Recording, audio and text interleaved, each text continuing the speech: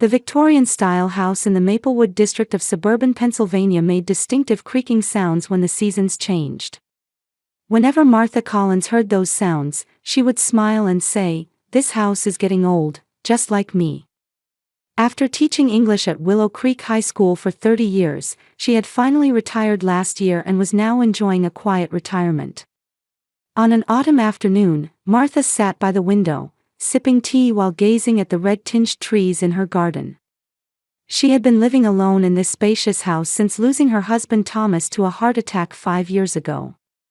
Looking at his photograph, Martha let out a small sigh. "Tom, it's another beautiful day. Your favorite season has arrived." She knew there would be no response, but talking to him like this had become her daily ritual. This house, once filled with laughter and conversation, was now wrapped in silence. But Martha wasn't afraid of being alone.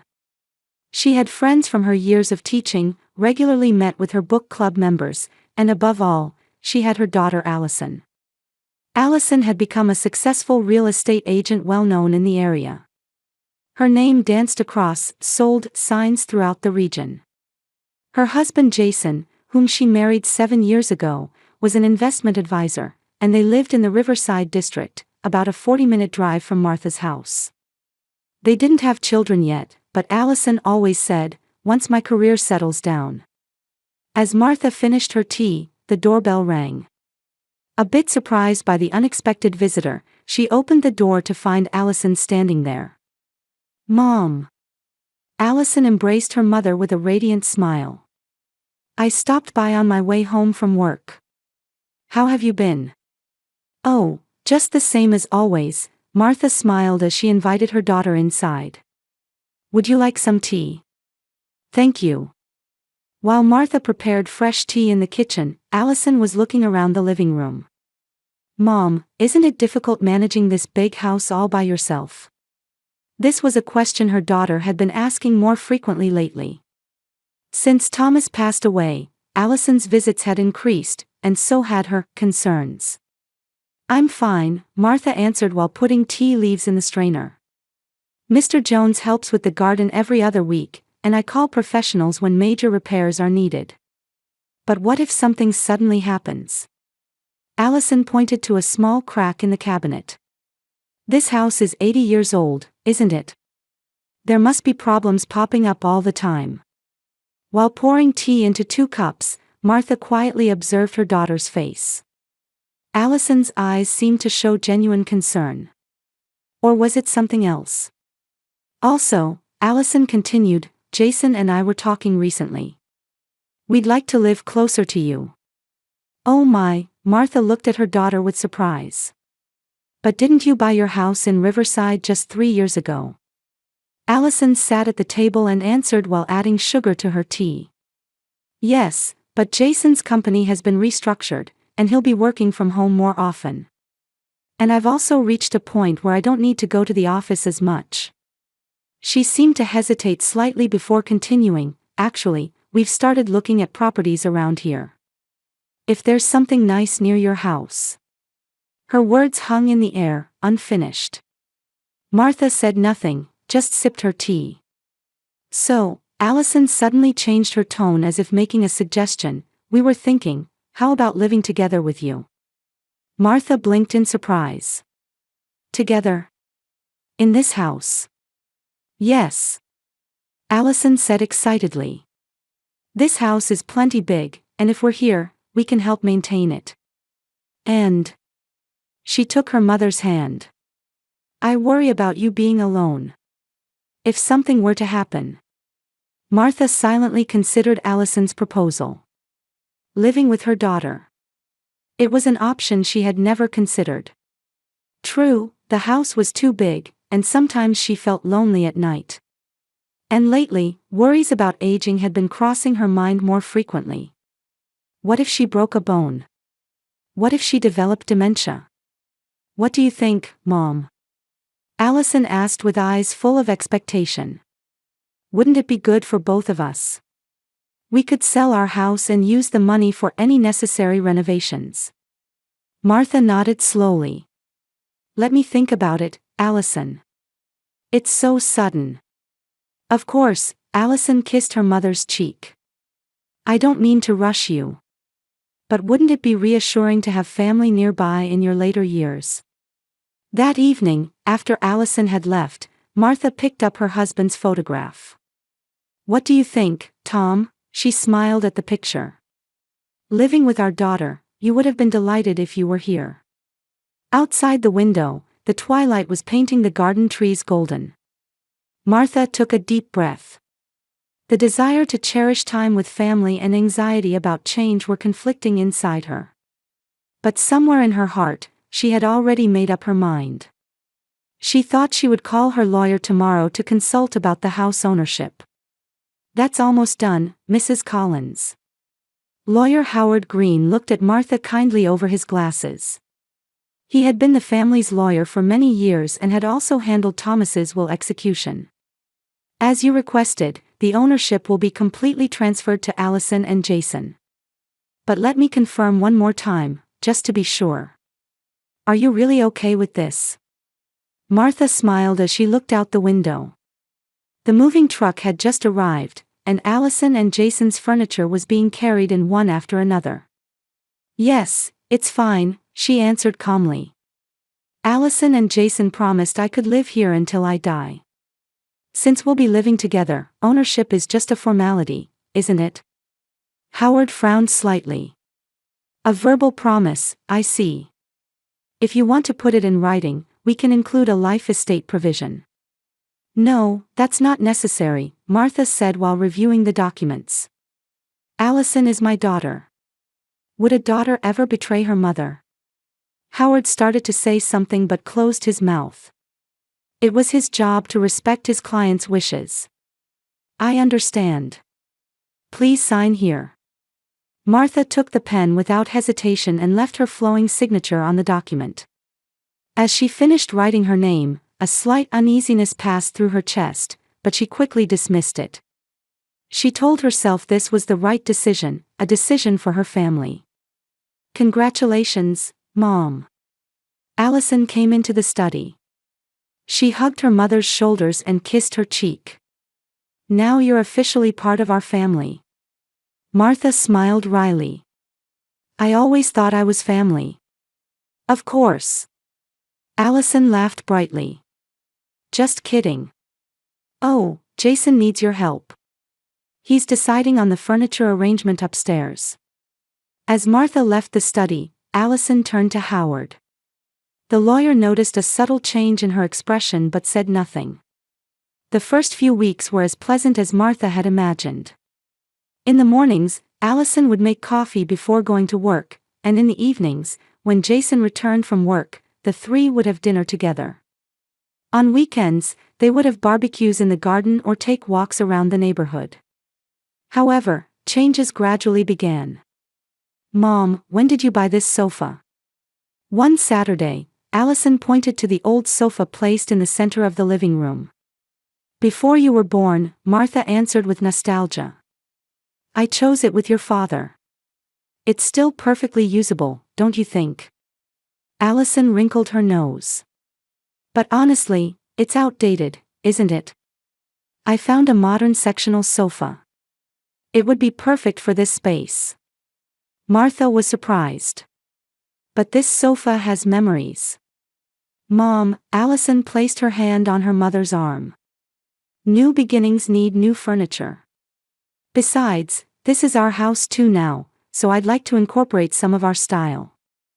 Martha wanted to object, but she thought Allison had a point, so she nodded silently. After all, memories of Thomas weren't in the furniture but in her heart.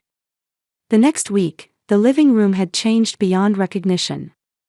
Not only Martha's sofa but also her favorite old brown carpet, the wall clock, and the shelves that had displayed numerous family photos had disappeared. Instead, monochrome furniture and abstract paintings filled the room. What do you think? Isn't it lovely? Allison said proudly. Doesn't it look like an interior design magazine?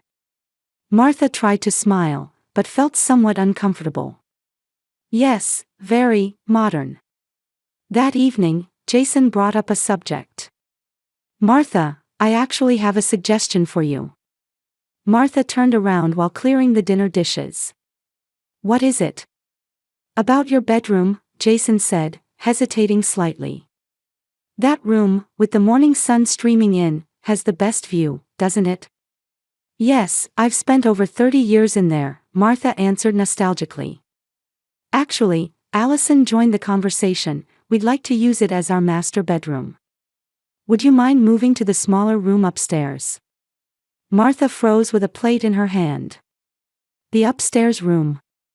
Yes. Allison said brightly. It gets good sunlight too, and you can see the garden. Plus, climbing stairs would be good exercise for your health, wouldn't it? A sense of pressure spread through Martha's chest.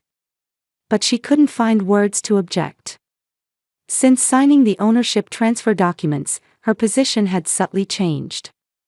She was no longer the owner of this house but a resident.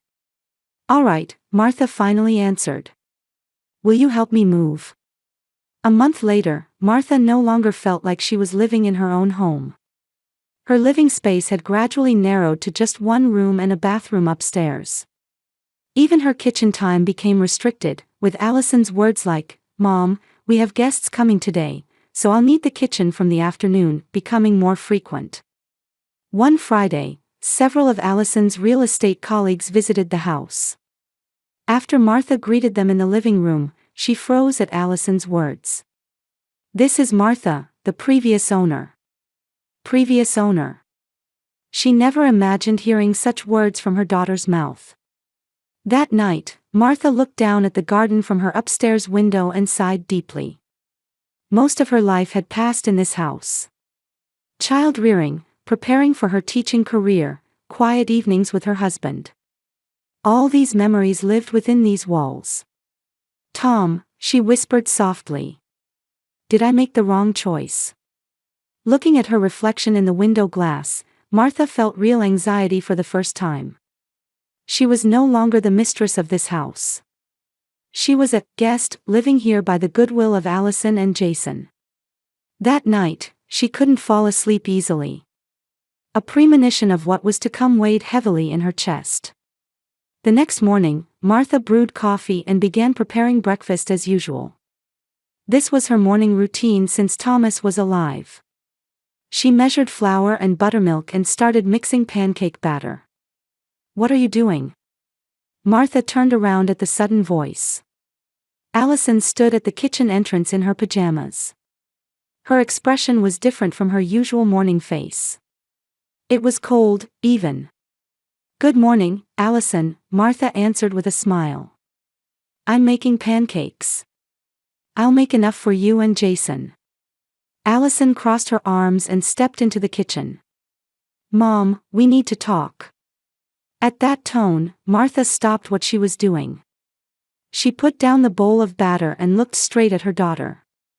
What is it? Let's go to the living room. Martha wiped her hands and followed Allison, trying to suppress her anxiety.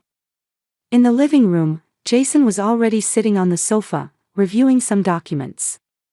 He stood up when he saw Martha and sat next to his wife.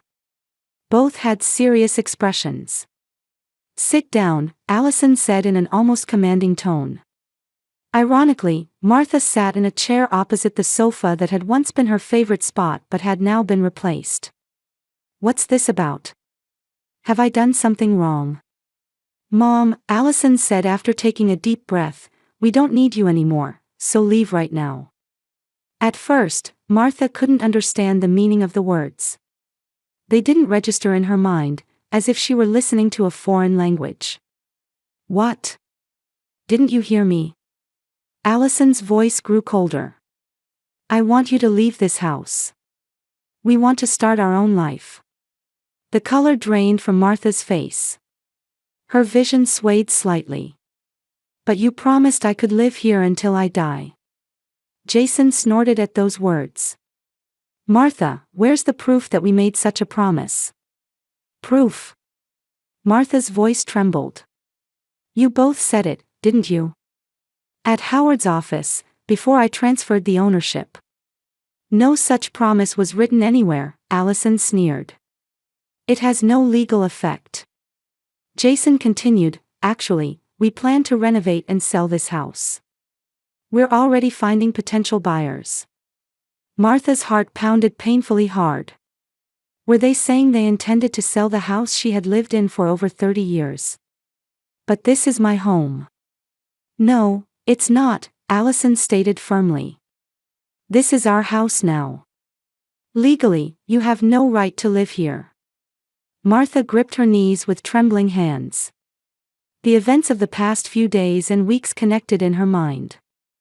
Allison and Jason's changing attitudes, the restriction of her space, and the introduction as the previous owner. It was all part of the plan. But I have nowhere else to go, Martha explained tearfully. I've used most of my retirement money for maintaining this house, and I gave the rest to you, didn't I? Along with the ownership transfer, Martha had given a significant portion of her savings to the couple. The reason was to help with their new life. She was left with only a small pension and Social Security. Allison looked away for a moment. But she quickly returned to her cold expression. I'll give you some help if you leave, she emphasized the irony. Then she smiled thinly. That smile made Martha shudder. Was this really the daughter she had raised? She remembered holding her as a baby, sleeping in her arms. The proud look on her face when she first rode a bicycle. The radiant smile at her college graduation. All these memories overlapped with the cold woman before her now. By when do I need to leave? Martha's voice was hoarse. By today, Jason answered immediately. We've already disposed of unnecessary items. You just need to pack the bare essentials. Unnecessary items? Martha's eyes widened in fear. Old photos, clothes, Allison waved her hand. You won't use them anymore, right? We've already taken care of them. Martha staggered to her feet. Her treasures, mementos of her time with Thomas, souvenirs from her teaching days. Had they all been thrown away as unnecessary? Pain squeezed her chest so tightly she could barely breathe. Still, she didn't collapse. Slowly, she climbed the stairs to the small room she had been given. Closing the door, sitting on the bed, her emotions finally overflowed. Tears ran down her cheeks, quietly but uncontrollably. Looking at the suitcase placed in the corner of the room, Martha wondered how her life had come to such an end. She thought she had been a good mother. She had given Allison the best education, always supported and encouraged her. Yet, why? Biting her lip and wiping away tears, Martha quietly began packing her things. A small collection of clothes remained, and miraculously, one photograph of Thomas had survived. She carefully placed it between her clothes in the suitcase. Outside the window, spring sunlight illuminated the flowers in the garden. Martha stared at the scene intently. This might be her last chance to see her garden. The garden where she had planted flowers for each season and tended them with care. It was no longer hers. Downstairs, she could hear Allison and Jason's conversation and laughter. They seemed to be celebrating their victory already. Martha took a deep breath and summoned her last strength. She intended to leave this house without breaking down in tears. Carrying her suitcase down the stairs, she found Allison and Jason in the kitchen, drinking coffee and discussing renovation plans for the house. They paused their conversation momentarily when Martha passed by.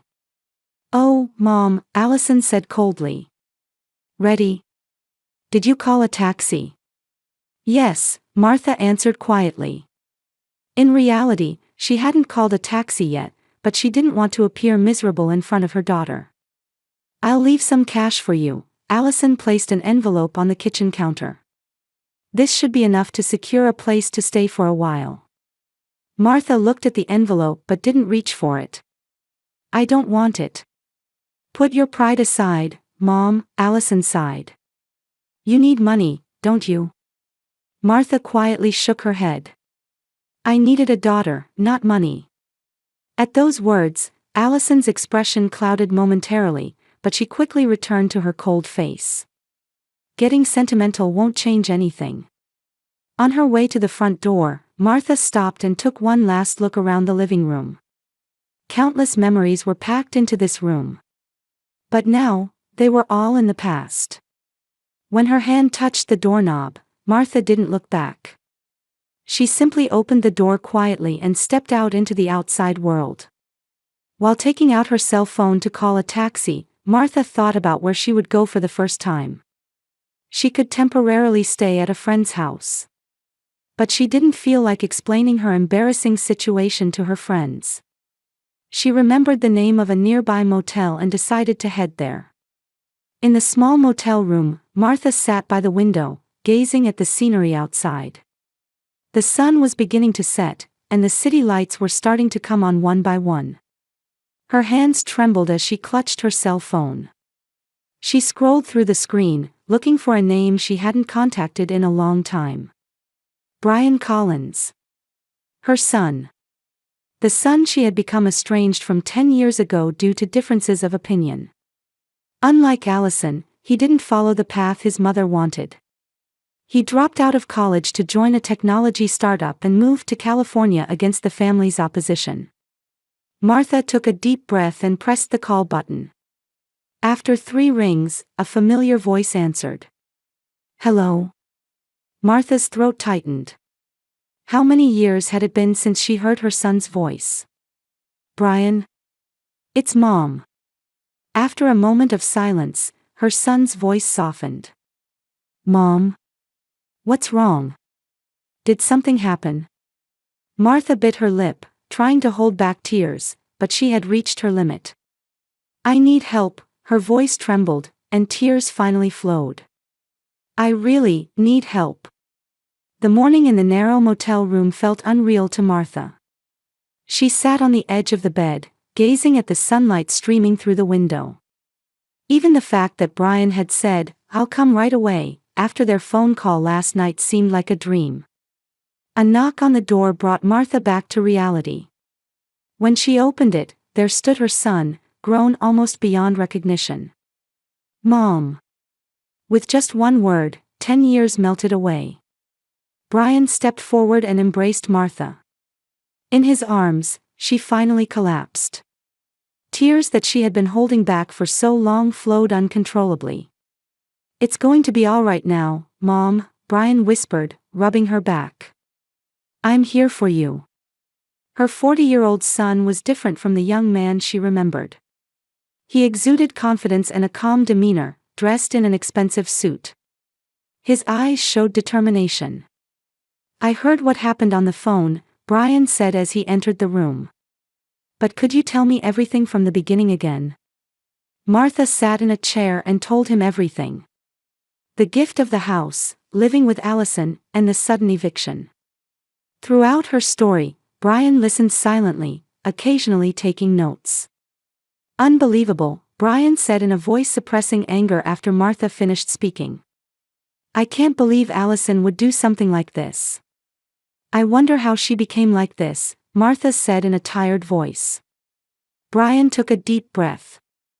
Mom, let's go to my penthouse first. You can rest there. Meanwhile, I'll make the necessary preparations. Preparations? I know a trustworthy lawyer.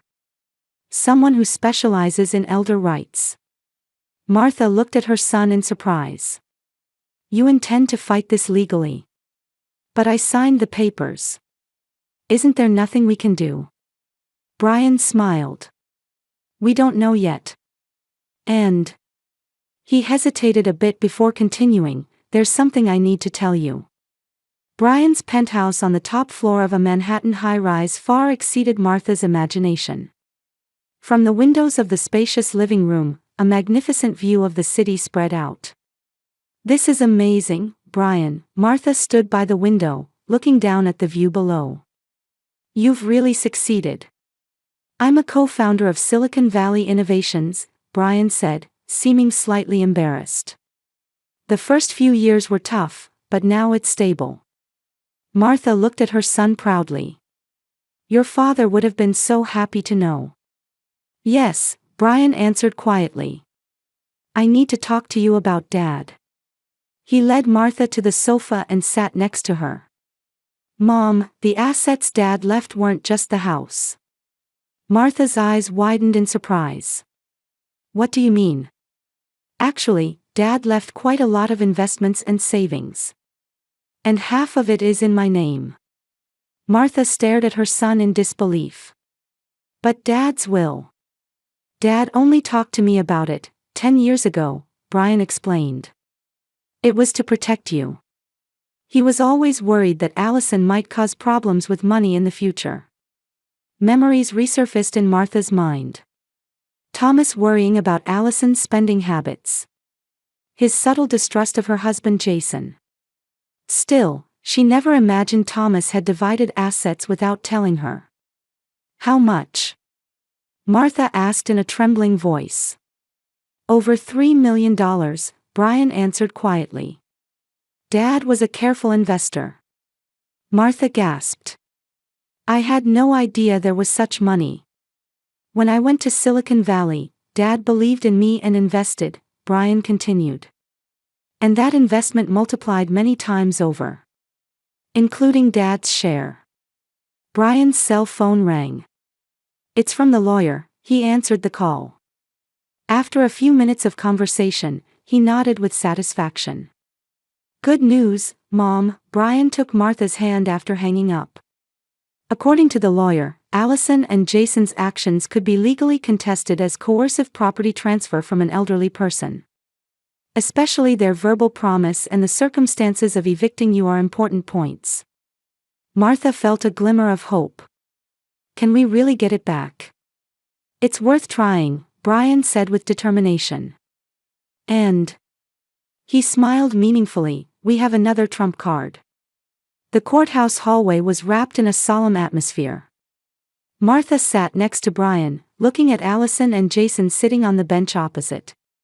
On her once beloved daughter's face was now an expression mixed with anxiety and anger.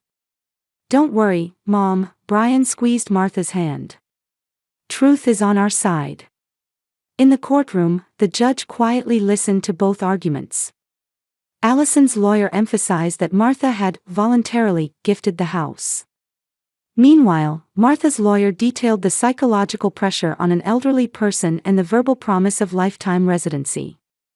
Furthermore, Your Honor, Martha's lawyer said, the defendants had another motive.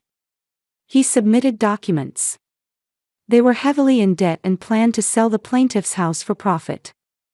Allison's face turned pale. That's not true, she raised her voice. We had no choice. The judge urged her to be quiet. The evidence was clear. Allison and Jason had accumulated substantial debts over the past 2 years and needed Martha's house to repay them. Objection. Allison's lawyer stood up. This is all a misunderstanding. Our clients. Your Honor, Brian's voice quietly resonated in the courtroom. He stood up and submitted new documents. There's one more important piece of evidence. As the judge reviewed these documents, her eyebrow raised. This is. Yes, Brian nodded. My mother and I have bought out all the bank loans that Allison and Jason had borrowed. Currently, we are their creditors. Shock ran through the courtroom. Allison was stunned, and Jason's face drained of color. The judge carefully turned the pages and eventually looked up. The court rules in favor of the plaintiff. The ownership of the house should be returned to Martha Collins. Martha sighed in relief. Her house was coming back. But beyond that, complex emotions swirled in her heart. Joy, and at the same time, deep sadness for her daughter. After the court adjourned, Martha and Brian were descending the stairs when Allison and Jason caught up with them. Mom, Allison's voice was trembling. What happens now? Martha slowly turned around. Actually, your creditors are now us, she quietly informed them. The last color drained from Allison and Jason's faces. A month later, Martha was once again standing in her own kitchen. The garden visible through the window was bathed in spring sunlight, with colorful flowers in full bloom. She quietly sipped her coffee, reflecting on the events of the past few weeks. Allison and Jason had to accept the court's outcome. They were forced to move to a small apartment and face the harsh reality of repaying the loans now held by Martha and Brian. "Mom, there's mail for you." Brian came into the kitchen holding an envelope. He had temporarily moved his work base to the East Coast to help his mother recover. Martha took the envelope and was surprised to see the sender's name. It was from Allison. She quietly opened it and took out the letter inside. "Dear Mom, I'm sorry for hurting you. I went crazy over money. We were financially desperate, and your house seemed like the only solution. But that's no excuse, is it? I was the worst daughter. To betray the love and sacrifice you gave me in such a way. I don't expect to be forgiven, but I wanted to tell you how truly sorry I am. I love you, Mom. Allison." Martha held the letter to her chest and closed her eyes. Her heart was still not healed. "It will take time," she whispered softly. "People have the potential to change." Brian placed his hand on his mother's shoulder.